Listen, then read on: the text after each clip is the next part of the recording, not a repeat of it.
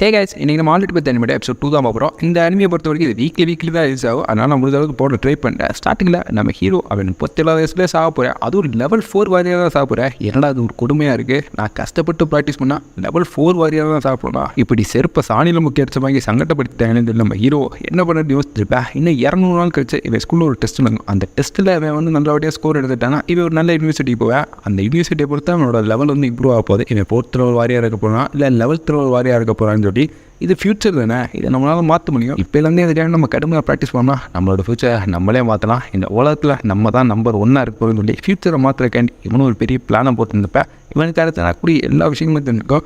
எப்படி பண்ணால் நம்மளோட பவர் இம்ப்ரூவ் ஆகின்னு சொல்லிட்டு இவனும் விடாமல் தூங்கினோம்னா நம்மளோட பவர் இம்ப்ரூவ் ஆகின்னு சொல்லிட்டு இவனும் தூங்கலான்னு இருந்திருப்பேன். இப்போ டீச்சர் காது வந்துருக்கான், தம்பி நீ கேட்ட எல்லாத்தையும் கொடுத்தேன், ஆனால் உன்னை கண்ணில் காண எக்கப்பாக இருக்குன்னு சொல்ல வாத்தியாரே சும்மா டிஸ்டர்ப் பண்ணக்கூடாது, எனக்கு 1008 வேலை இருக்குன்னு சொல்லி இவனும் ஃபோனை கட் பண்ணிட்டு ப்ராக்டிஸ் இருக்காங்க. ப்ராக்டிஸ்னால் என்ன, தூங்குறதா தூங்கி இவனும் என்ன இருக்கக்கூடிய மான்ஸ்டர்ஸ்குள்ளே சண்டை விடுந்தேன். இப்போ ட்ரைனிங் இருக்காண்டி அந்த AI2 முக்கியமான செய்கிறேன். இந்த இடத்துல டாப் லெவல் வாரியர் யாரெல்லாம் இருக்காங்களோ அவங்களோட ப்ராக்டிஸ் மெத்தட் எல்லாத்தையும் எனக்கு வந்து சொல்லுன்னு சொல்ல அது ஒரு லிஸ்ட்டே போட்டுருக்கோம்.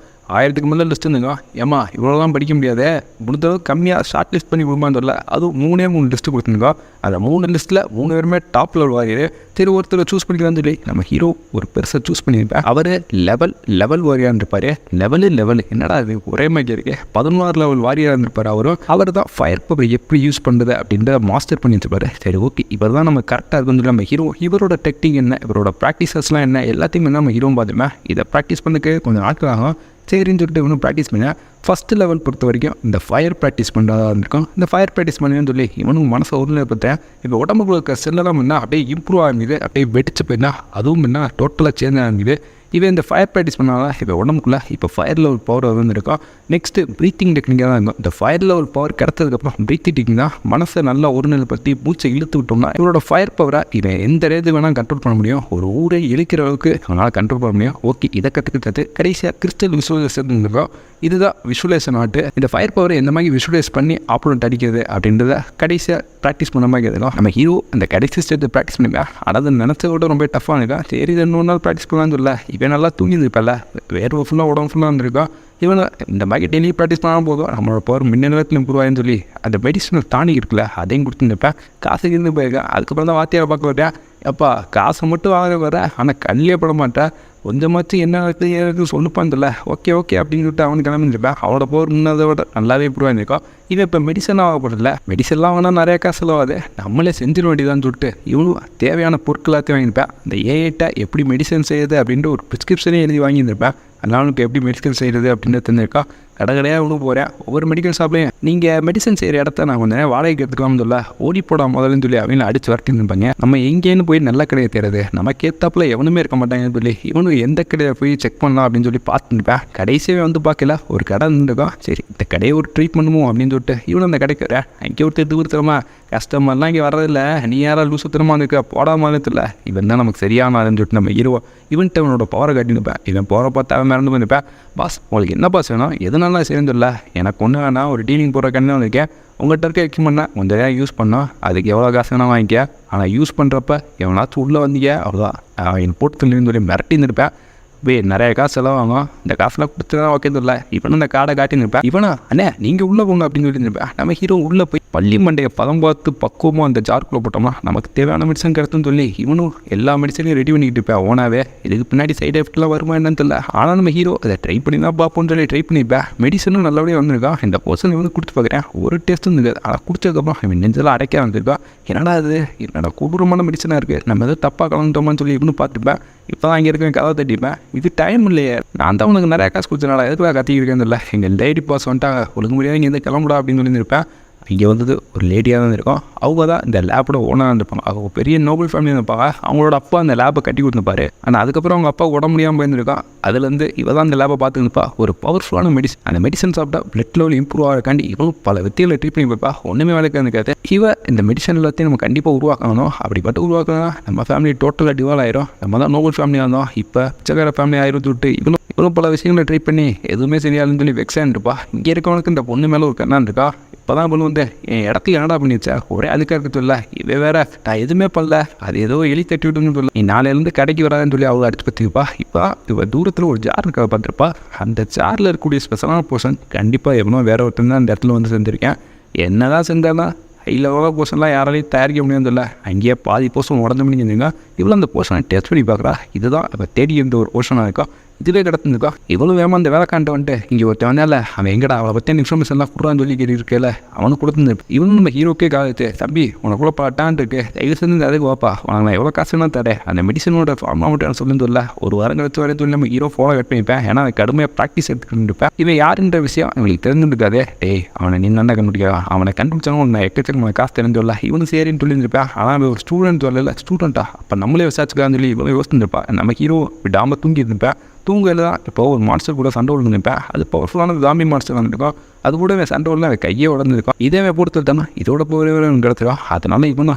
கண்டிப்பாக பொறுத்துலையான்னு சொல்லி இந்த மான்ஸ்டர் எடுத்துருப்பேன் இந்த செகண்ட் லெவல் வாரியாக இருந்திருக்கா அடிச்சுட்டு போடுறா ஜாக் பட்டன் நமக்கு செகண்ட் லெவல் வாரியாக இவனை போட்டுல இருந்திருப்பேன் இதனால் இவனுக்கு கூட பவர் பயங்கரமாக இம்ப்ரூவ் ஆகிருக்கும் இவன் ஆல்ரெடி கற்றுக்கிட்ட டெக்னிக் மூலமா இங்கே இருக்கக்கூடிய எல்லா ஜாமிஸை ஈஸியாக வச்சுருந்துருப்பேன் இப்போ தான் இவன் பவரை டெஸ்ட் பண்ணுறக்காண்டி ஒரு இடத்துக்கு வந்திருப்பேன் அங்கே வேலை பார்க்குற பொண்ணுக்கு நம்ம ஹீரோ மேலே ஒரு கண்ணு வந்துருக்கா என்னப்பா திரும்ப ப்ராக்டிஸா சரி போய் அந்த இடத்துல போய் செக் பண்ணிக்கன்னு சொல்லி திரும்ப ரூமுக்கு அனுப்பி வச்சுருப்பா இவனை போய் செக் பண்ணுவேன்னு சொல்லி அந்த இடத்துல செக் பண்ணி பார்த்தா முன்னந்தோட பவர் நல்லா இம்ப்ரூவ் ஆகிருக்கா அங்கே இருக்கக்கூடிய மேனிக்கு பொம்மையை எடுத்துருப்பேன் அது இவளோட பவர் நல்லா இம்ப்ரூவ் ஆகிருக்கா சூப்பர் இப்படியே போனால் நல்லா இருக்குன்னு சொல்லிட்டு பாயின்னு சொல்லிட்டு கிளம்பிருப்பேன் இது ஒரு மாஸ்டர் கப் தானே இந்த மாஸ்டர் கப்போட ஓனர் வந்துருப்பாங்க அந்த ஓனருக்கு ஒரு தம்பி இருப்பேன் போல இருக்குது அவனை யார் இவன் சும்மா வந்துட்டு போகிறேன் அடிக்கடி பார்க்குறேன் இவங்க நமக்கு லோ கிளாஸ்லாம் உள்ள விடாதுன்னு சொல்லி அந்த தம்பி இறக்காமல் பேசிப்பேன் ஏன்னா அப்போ பழசாக இந்த மாதிரி நம்பிக்கிட்டு இருந்துருப்பேன் இப்படிலாம் பேசாதா அப்படின்னு சொல்லி இங்கே இருக்க பொண்ணு தான் அடிச்சுருந்துருப்பா இப்போ தான் அவன் பவர் என்னன்னு நான் பார்க்குறேன் அவன் இருக்க 2 வாட்டி இருந்ததுக்கு வந்துருக்கேன்னு சொல்ல இவங்களும் பவரை செக் பண்ணாங்க பவர் பிரம்மாண்டமாக இருந்திருக்கா இந்த அளவுக்கு பவரை இவங்க பார்க்க மாட்டாங்க வாரியர் லெவலுக்கு இருக்கு இவன் யார் இவனை பற்றின டீட்டெயில்ஸ் அதாவது சொல்லுங்கன்னு சொல்லல அவங்களும் சொல்லியிருப்பான் அவனோட வீடு இங்கே தான் இருக்குன்னு சொல்லிக்கிட்டீங்களா நம்ம ஹீரோ இப்போ எங்கேயே வந்துருப்பானா வாரியர் லெவல் சர்டிஃபிகேஷன் வாங்குறக்காண்டி தான் அந்த இடத்துக்கு வந்திருப்பேன் அந்த சர்டிஃபிகேட் வாங்குறதுக்கு ஒரு ஃபார்ம் ஃபில்அப் பண்ணி இவங்களோட பவரை காட்டணும் அந்த பவரை காட்டினா மட்டும் தான் இவங்களுக்கு ஒரு சர்டிஃபிகேட் கொடுப்பாங்க லெவல் 2 வாரியரா லெவல் 3 வாரியரா அப்படின்னு சொல்லி அங்கே ஒரு சீனியர் பொண்ணு வந்திருப்பா அது கூட ஒரு மாமாடு வந்திருப்பேன் அவன் க்யூலெலாம் நிற்கல ஸ்ட்ரெயிட்டாக அங்கே இருக்கலாம் தள்ளி விட்டு வந்திருப்பேன் அவன் லெவல் 3 வாரியர் வந்திருப்பேன் வாரியர் சர்டிஃபிகேட் வாங்குறது தான் அவனும் வந்திருப்பேன் அவனோட பவரை காட்டேன் அவன் குத்துல இங்கே இருக்க எவனாலுமே எந்திரிச்சு நிற்க முடியாது அந்த அளவுக்கு ஃபோர்ஸ் பயங்கரமாக இருந்திருக்கா லெவல் 3 வாரிக்கு ஏற்றாப்புல தான் இருக்கும் 10,000 மேலே வந்துருக்கும் அந்த பஞ்சிங் பவர் ஓகேப்பா தம்பி உனக்கு நான் லெவல் 3 வாரியன்ற சர்டிஃபிகேட் போட்டு கொடுத்துருவேன் இங்கே இருக்க கார்டு தான் சொல்லியிருந்திருப்பாரு அடுத்து நம்ம ஹீரோ ஸ்ட்ரைட்டாக போய் ப்ராக்டிஸ் பண்ணலாம் இருப்பேன் ஏன்னா பவர் அதிகமாக இருக்காங்க இவன் நினைக்க வேண்டிய அவசியம் இல்லை இவன் இங்கே இருக்கக்கூடிய கிறிஸ்டல் பாலில் பவர் செக் பண்ணிப்பேன் இவனோட ஹெச்பி 100க்கும் மேலே அதிகமாக இருந்திருக்கோம் 100 + 15 112க்கு மேலே இருந்திருக்கோம் இப்போ சரி காம்பேக்ட் பவர் டெஸ்ட் பண்ணுவேன்னு சொல்லி அங்கே பஞ்சிங் பண்ணி பார்க்குறேன் பஞ்சிங் பவர் ஆல்ரெடி ஒருத்தன் பஞ்ச் பண்ணல அவன் 10,000 தான் இருப்பேன் ஆனால் நம்ம ஹீரோ 15,000 வச்சிருப்பேன் லெவல் 2 வாரியர் அதுவும் 18 வயசில் இவ்வளோ வச்சிருக்கான்னு சொல்லி அங்கே இருக்கவங்களாம் சாக்காக இருந்திருப்பேன் அங்கே இருக்கக்கூடிய கடைக்கு தம்பி ஒரு நிமிஷம் பொறுப்பா நான் போய் பேன் எடுத்து ரிப்போர்ட் பண்ணேன்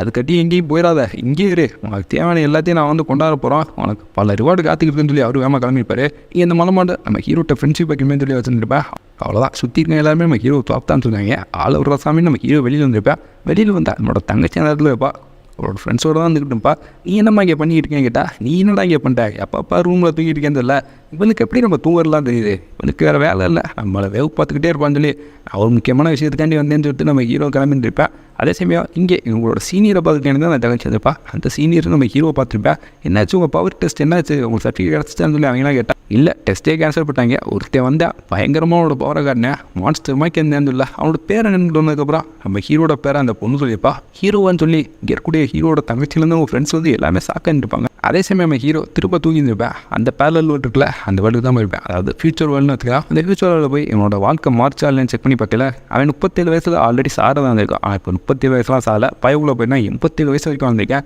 87 வயசில் லெவல் 7 கிராண்ட் மாஸ்டர் லெவலுக்கு ரீச் ஆகிருந்திருப்பேன் அதுக்கப்புறம் ஒரு ஆக்சிடென்ட்டில் செத்து போயிட்டேன் அப்படின்னு மாதிரி வந்துருந்தோம் வாரில் தான் அவனும் செத்துருப்பேன் இதை பார்த்ததுக்கப்புறம் உங்களுக்கு ஹீரோ சந்தோஷமாக இது அட்லீஸ்ட் நான் வந்து என்னோடய ஃபியூச்சருக்கு தேர்ந்து மாட்டேன் இது போதும்டா அப்படின்னு பார்த்துக்கலாம் ஆனால் இதெல்லாம் பத்தாது நம்ம இன்னுமே நம்மளோட லெவலில் இந்த லெவல் வாரியருக்கு இம்ப்ரூவ் பண்ணணும்னு சொல்லி இவனும் இதுக்கு மேலே விடக்கூடாதுன்னு யோசிச்சுருப்பேன் அதே சமயம் இங்கே ஒரு எலைட் குரூப் வந்துருக்கும் அந்த எலைட் குரூப்போட பிரசிடெண்ட்டாக ஒருத்தர் சொல்கிறாரு இன்னும் ஒரு ஆளை கூட தேர்ந்தெடுத்து அனுப்பவே இல்லை இப்படியே போச்சுன்னா நம்ம ஊரை காப்பதுக்கு யாருமே இருக்க மாட்டாங்க சீக்கிரமாக டக்குனு வச்சு தேர்ந்தெடுறா அப்படின்னு சொல்லிட்டு இருக்கல நான் என்ன வேண்டும்னா எடுக்காமல் இருக்கேன் எவனுமே கிடைக்க மாட்டேன் அதெல்லாம் அவன் புரிஞ்சுக்க மாட்டேன்னு சொல்ல நம்ம ஹீரோட லிஸ்ட் இங்கே வந்திருக்கோம் நம்ம ஹீரோக்கு வாரிய சிச்சுவேஷன் கொடுக்குறதே இவங்க தான் இருக்கும். இப்படி ஒரு டேலண்ட்டாக தான் தெரியுந்தேன். இவனுக்குள்ளே பக்காவாக இருக்குது 10 பொருத்தமும் சொல்லி இவனை தட்டி தூக்குன்னு சொல்லி இவங்களை கிளம்பியிருப்பாங்க வேமா நம்ம ஹீரோ வீட்டுக்கு.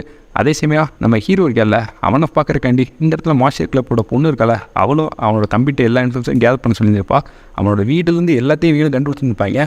வீடு எங்கே இருக்குன்னு தான் இருந்திருக்கான். ஆனால் வீட்டோட டோர் நம்பர் எல்லாத்தையும் தேடி கண்டுபிடிச்சிருப்பாங்க. இவங்க வேறு நம்ம ஹீரோவாக துரத்திட்டு இருப்பாங்க. இவதுக்காக துரத்தாந்தில்ல நம்ம ஹீரோ கேஷுவலாக வீட்டுக்கு வந்தால் அந்த இடத்துல பிரசிடென்ட் இருப்பார். பிரசிடென்ட் மட்டும் இல்லை அந்த பொண்ணு இந்த இடத்துல இருந்திருப்பா. பிரசிடென்ட் ஸ்டேட்டா தம்பி உனக்கு நான் மாதம் 1 லட்சத்துக்கு மேலே காசு தரலாம் இருக்கேன். நீ செகண்ட் லெவல் வாரிய சர்டிஃபிகேட் வாங்கிக்க. அது கூடவே உனக்கு தேவையான எல்லா காசுலையும் நாங்களே கொடுத்துட்றோம்.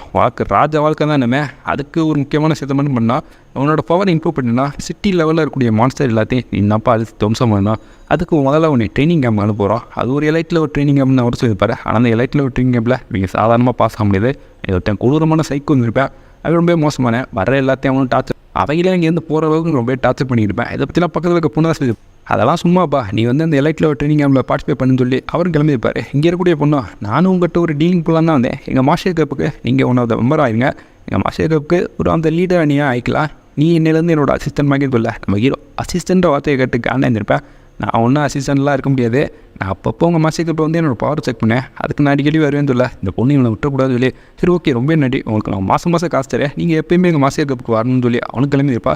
நம்ம ஹீரோட அப்பா அம்மா கூட ரொம்ப சந்தோஷமாக இருக்கும். நம்ம ஹீரோவை ரொம்ப மாதங்களாக அந்த சயின்டிஸ்ட் பொண்ணு தான் தேடிக்கிட்டு இருந்தப்பா. அந்த நோபல் ஃபேமிலி பொண்ணு ஏன்னா அவன் தயாரித்த மெடிசன் அந்த லெவலில் இருந்திருக்கான். இவ்வளோ ரொம்ப நாளாக தெரிஞ்சுப்பா ஒன்றும் கிடச்சிருக்காது. இதோட இந்த எபிசோட் முடிக்க சாரி வீக்லி தான் இன்ஸ் ஆகும். அவங்க இதை போட்டு ட்ரை பண்ணி மக்கம் சேனல் சப்ஸ்கிரைப் பண்ணால் இந்த மாதிரி எல்லா வீடியோவில் மக்கம் சேனலில் சப்ஸ்கிரைப் பண்ணி சீன் video take care bye guys.